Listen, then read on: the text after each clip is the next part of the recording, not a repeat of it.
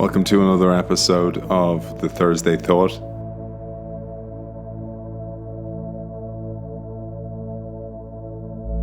I wanted to remind you why I'm recording these in audio form with a video generated by AI on YouTube. It's to provide the content for people who don't have the time to read. And I understand that many of us are very, very busy and don't have the time to read. I see it as a real privilege. And these Thursday Thoughts are the culmination of information that I've received through the show, through interviewing people, through their episodes that I edit myself, so I get another opportunity to listen and learn. This is the marination of both reading the book, my own personal thoughts, and then the interview with a guest. This week's Thursday Thought is called the Homeostatic Organization, or the Homeostatic Organism. It starts with a quote from the brilliant author Philip K. Dick, who said, "No structure, even an artificial one, enjoys the process of entropy. It is the ultimate fate of everything, and everything resists it."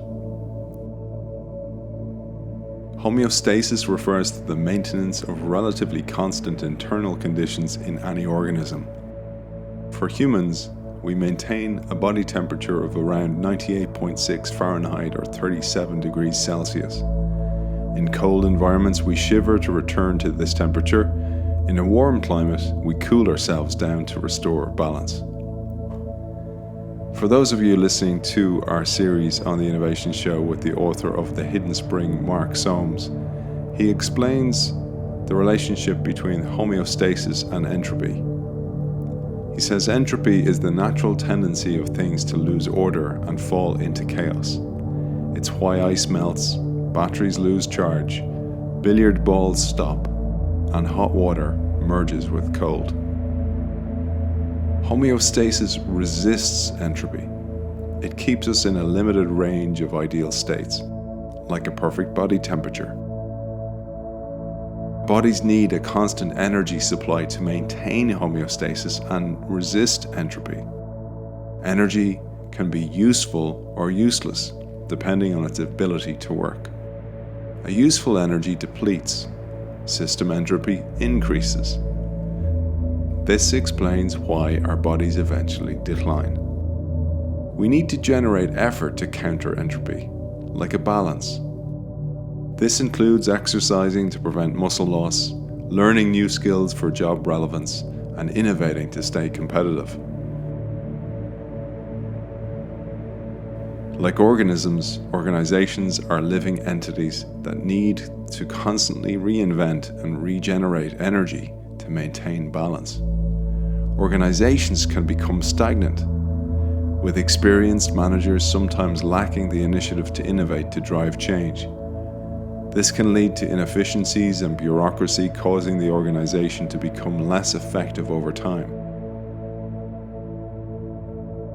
If you think of people as molecules of energy, they dissipate and find areas of the business where they can do at the least amount possible. We all know those people in our organizations. Bureaucracy grows like a bacterial plaque throughout the organization. The lifeblood of the organization clogs up and becomes less effective. Information flows become inefficient like varicose veins. In effect, the entire organization begins to atrophy. Injecting new energy into an organization can revitalize it, realign its workforce, and increase efficiency. As discussed in my own book, Undisruptable, this continuous renewal is essential for an organization's health, especially during times of rapid technological change. Like a growing body needs energy, so do our careers, our skill sets, and our organizations. Without a constant infusion of energy, growth is impossible. When we eat, our bodies metabolize fuel and transport metabolic energy to our cells, where some energy is allocated to the repair and maintenance of existing cells, and some to replace those that have died, while others to create new cells to help us grow. Eventually, however, we stop growing and stabilize at a specific size. In childhood, almost all of our energy is devoted to growth and relatively little to maintenance, whereas beyond maturity, it is dedicated to maintenance, repair, and replacement. In the initial stages of any company's life, all energy is focused on growth and stabilization of a business model. The energy of founders and early employees is directed towards developing new business models, hiring and marketing, and growth of the organization. However, once a company matures, the energy shifts towards maintaining the status quo, which can lead to inefficiencies and increased bureaucracy. Many organizations fail to adapt to changes in their industry and rely on regulations for protection. They resist adopting new technologies and business models rather than leveraging their assets to generate new energy. This resistance can lead to assets declining in value, pushing them further into chaos. Resisting entropy is a fundamental function of living things. In a similar way, organizations that resist change become victims of entropy, disrupting the balance of their systems and tipping the scales towards entropy. Maintaining homeostasis is not an event. It is a continual process.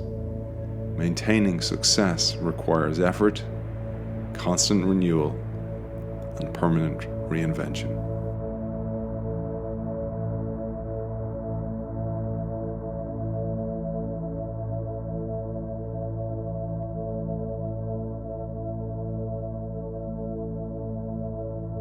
Thanks for joining us. See you next week.